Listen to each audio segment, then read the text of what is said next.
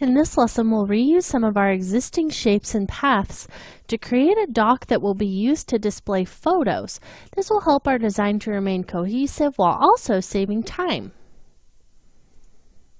Okay, so again, I'm going to use this same look of the kind of rounded corners feeling that we have going for our photos. So what I want to do is just go ahead and select all of this image that we've created here. And I'm actually going to come over here to my layers panel and unlock that path that we had locked. Then I'm going to select everything and I'm going to create a duplicate of this. So go ahead and hold down Alt and we'll just drag this over so we have that duplicate. Okay, so now what I want to do is grab that inner orange path and hold Shift and Alt to scale this down to the middle. So just kind of making a really small shape here, and you can see that it is still very readable. It looks a little bit different, but you'll also notice that that path remained the same width when we scaled that down instead of keeping the width that it had and just getting smaller. So that's kind of the difference between scaling something down that is a stroked path and a filled path. So just pull that over to the side for now. We're going to be using that in a moment. And what I want to do is go ahead and delete some of these pieces. So I'm going to delete these side pieces. And what I'm trying to make is just kind of a long, skinny rectangular shape here. So actually, we probably want to go ahead and keep maybe one of those side pieces. You could maybe just grab them and drag them down if you wanted to. We really are just looking for two more corners and a top piece. So an easy, really easy way for us to do that is to grab these two here on the bottom, hold down Alt, and then drag up. And if you hold Shift, it's going to keep that in a perfectly straight path. Then we'll just grab the corner of it and turn it over, hold Shift again to snap that into place. And then we can just arrow this down until you're happy with the height of it. Now, right now I have mine way too, these side pieces way too long, so I'll come back in, adjust those down, and just kind of arrow that up. And then I'll do the same thing for the top pieces just to get that spacing looking a little bit better. And so now I've created a bar really easily just by using some of those existing pieces from that original folder. So it just takes a second maybe to figure out exactly the best way to construct something out of those existing pieces. But in the end, it's definitely going to save you time and just help preserve the continuity of the rest of your project.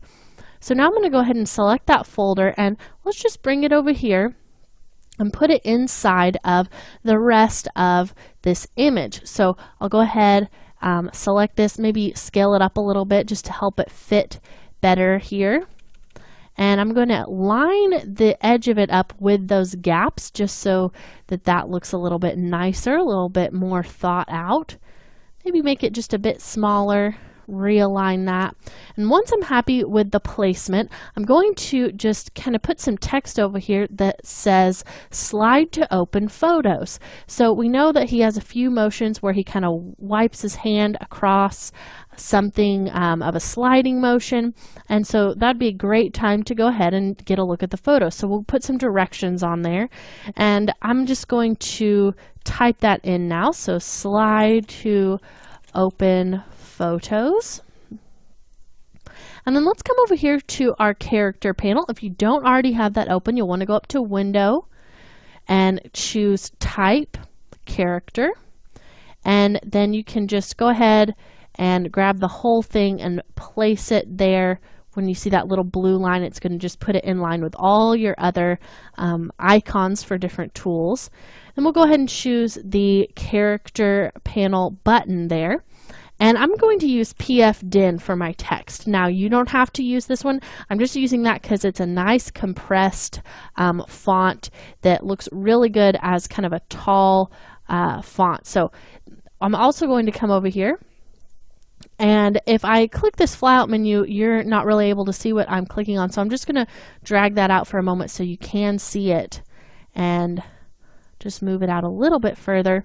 And you can see I have all of these options right here. Now I'm going to choose all caps, and with my piece of text selected, if I choose that, you see that that bumps that to all capital letters. Now it's different than using the function of just turning on caps lock. So now I have the option to switch back and forth simply by changing a button, and I'm not as worried about making changes later on and having to retype the whole thing.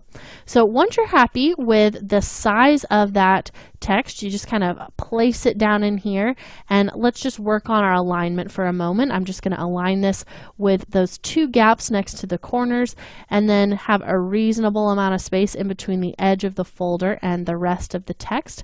And I'm actually pretty happy with the kerning of these letters. Now this L and I maybe look a little bit funny together, so I could put my cursor in between those two and hold down the Alt key and use the arrow right key just to put a little more space in between there. So if I feel like I need to kern any letters individually, that's how I would do that. And I also think this would look a little bit better if it was white, just to match the rest of our color scheme. So I'll go ahead and select that, go up to my swatches, and choose the white swatch. Now, if I don't play with which one of the fill or stroke is in front or behind, it's going to fill it, or it's going to use the color that I clicked with the swatch for whichever one is in front. So I'm going to go ahead and flip those, and then for the stroke I'm just going to turn that to none. Since that's in front, it changes it to none, and that's the look that I'm going for. That's what I want there. Now I'm going to go ahead and select all of those together and just arrow them up and over a little bit, just to make them have a little bit better alignment with my folder. Now these spaces here are looking like they don't really fit together very well, so you definitely want to go in and just make sure that you have continuity. Just make sure that the gaps are the same all the way around everything. If you need to go in and kind of just keep adjusting as you go, or maybe just do kind of a polishing run at the end of your whole project.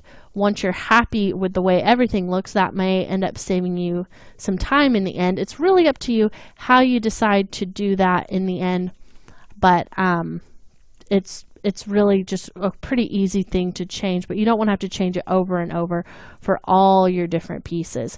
So just make sure that it looks like it all goes together and not one looks much different from the other. That looks a lot better. That looks a lot more close together for all three of these assets. So in this lesson, we learned that it's okay to reuse items because it helps us to save time and keep our design cohesive. We also learned that you have to be careful when working with paths that have rounded corners so as not to unintentionally distort them.